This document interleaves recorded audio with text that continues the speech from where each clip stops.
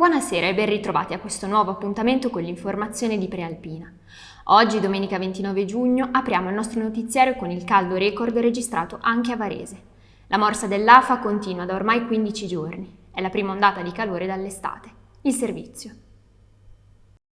Giugno con un caldo record. Da ormai 15 giorni la provincia di Varese fa i conti con temperature ben oltre i 34 gradi, con picchi di quasi 38, come quello registrato dal Centro Geofisico Prealpino a Cassano Magnago. Certo, le statistiche dicono che il Varesotto ha già visto temperature così alte, da primato quelle del 2019 e del 2003. Ma c'è una differenza: quest'ondata di calore si sta protraendo in modo costante per settimane. Non siamo ancora a luglio e stiamo già sperimentando una delle ondate di calore più lunghe che, salvo una piccola interruzione, continua dall'11 giugno. Quest'ondata di calore precoce è quasi da record, dice l'esperto Paolo Valisa. Le ondate di calore si ripetono sempre più frequentemente, soprattutto nei mesi estivi. Il mese di giugno negli anni ha raggiunto vette di massimo aumento delle temperature.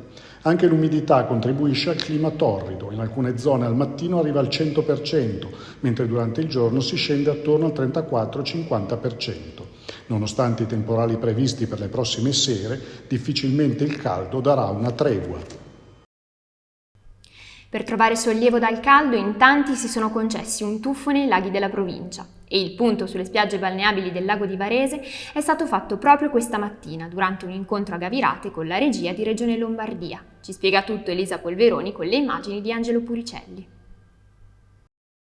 Il lago di Varese è sempre più pulito. Tutti e 5 i punti monitorati per la balneabilità sono risultati conformi e di eccellente qualità, garantendo la sicurezza grazie a controlli costanti. Eppure non tutti i comuni hanno deciso di dare il via libera ai tuffi, consentiti solo alla Schiranna e a Bodio Lomnago. Del tema si è parlato anche a Gavirate oggi alla giornata sul risanamento del lago di Varese. La Regione Lombardia ha fatto il punto sull'accordo quadro di sviluppo territoriale per bacino, progetto a cui sono stati già destinati 17 milioni di euro.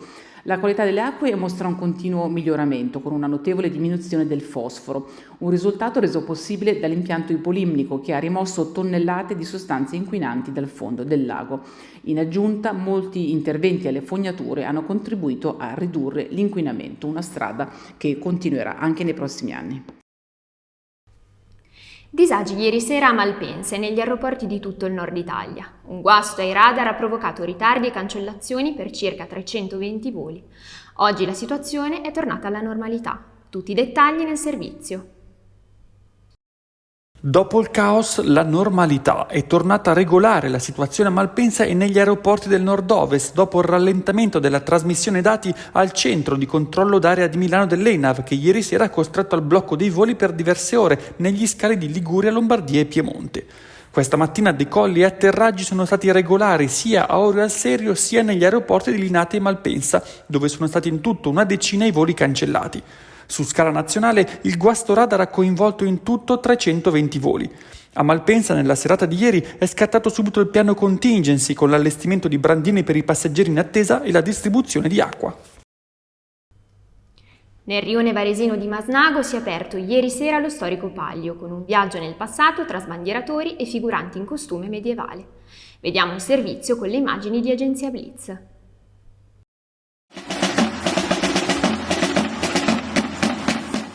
Il Palio di Masnago entra nel vivo quest'anno con un'edizione interamente dedicata al Giubileo. Ieri sera alle 21 si è aperto il caratteristico corto storico che, partito dal Parco Mantegazza e animato dagli sbandieratori e dai musici di Fenegrò, si è concluso sul sagrato della chiesa. Tra acconciature ispirate alla moda del 1400 e abiti che riproducono fedelmente gli affreschi del castello di Masnago, circa 200 figuranti hanno sfilato con i costumi rimessi a nuovo dalla sarta Aldamacchi. Ma il programma non è finito qui e continuerà questa sera alle 21 con uno spettacolo musicale. Quest'anno il Palio è giunto alla sua 47esima edizione. Era nato infatti nel 1978 per ricostruire identità e comunità attorno al rione. Spazio ora alla motonautica. Bilancio positivo per la quarta tappa del Tour Mondiale E1, competizione che ha visto gareggiare nelle acque di Sesto Calende barche monoposto elettriche. Ora gli organizzatori guardano già alla prossima edizione. Sentiamo le parole di Marco Diana, amministratore delegato del Centro Nautico Marina di Verbella, al microfono di Paola Grimaldi. Questo evento che è l'unico italiano, l'unica tappa italiana della competizione, che poi proseguirà. Sì, perché adesso loro sono settimana prossima a Monaco, come altra gara, erano a Dubrovnik 2 settimane fa, erano a Jeddah un mese fa, insomma loro girano un po' tutto il mondo, assolutamente. Poi saranno a Miami, insomma vanno in giro. A Miami per la finale a novembre e chissà poi l'anno prossimo magari torneranno ancora a Sesto Calende. Il nostro auspicio è farli tornare sul Lago Maggiore. Che poi sia Sesto Calende o un'altra zona, l'importante è che tornino sul Lago Maggiore, che è importante far parlare il nostro lago anche sotto questo punto di vista. Questa è la mia idea, ecco, assolutamente. È una competizione che è un volano sicuramente per il territorio. Ma ogni cosa che si fa, piccolo o grande, qualcosa porta sicuramente, e questa sicuramente ha portato tanto e porterà di più, assolutamente. Grazie mille. Grazie a voi.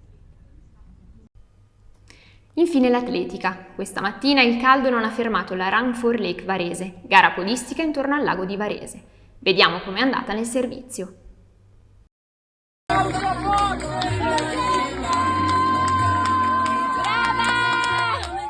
Il caldo non ha fermato la Run for Lake, corsa podistica non competitiva disputata questa mattina lungo l'anello pedonale intorno al lago di Varese. A vincere è stato il keniano del team Run Together Robert Yegon Kiplagat con il tempo di 1 ora, 36 minuti e 41 secondi sui 27 km di percorso. L'atleta si è lasciato alle spalle il plurivincitore del Giro del Varesotto Andrea Soffientini e Roberto Patuzzi. Tra le donne si è imposta Giorgia Mazzetti in netto vantaggio rispetto a Valentina Colombo e a Silvia Zanetti. Grande soddisfazione per Giuseppe Michalizzi, coordinatore dello staff Ecoran. Per tutti l'appuntamento è all'anno prossimo. Tanti i temi e le notizie che troverete sulla Prealpina di domani, disponibile in edicola e sui supporti digitali. Sentiamo qualche anticipazione da Marco Croci. Sì, grazie Giulia. Proprio alla ciclabile del lago di Varese è dedicato un approfondimento sulla Prealpina di domani, disponibile in edicola e sui supporti digitali. Francesco Sambugar l'ha percorsa tutta, analizzando punti di forza ma anche criticità proprio in questa fase di avvio della stagione estiva. Poi spazio al conflitto in Israele, alle manifestazioni che si stanno tenendo in questi giorni anche a Varese a sostegno della Palestina. Tante persone hanno partecipato al concerto di questa mattina in piazza Montegrappa.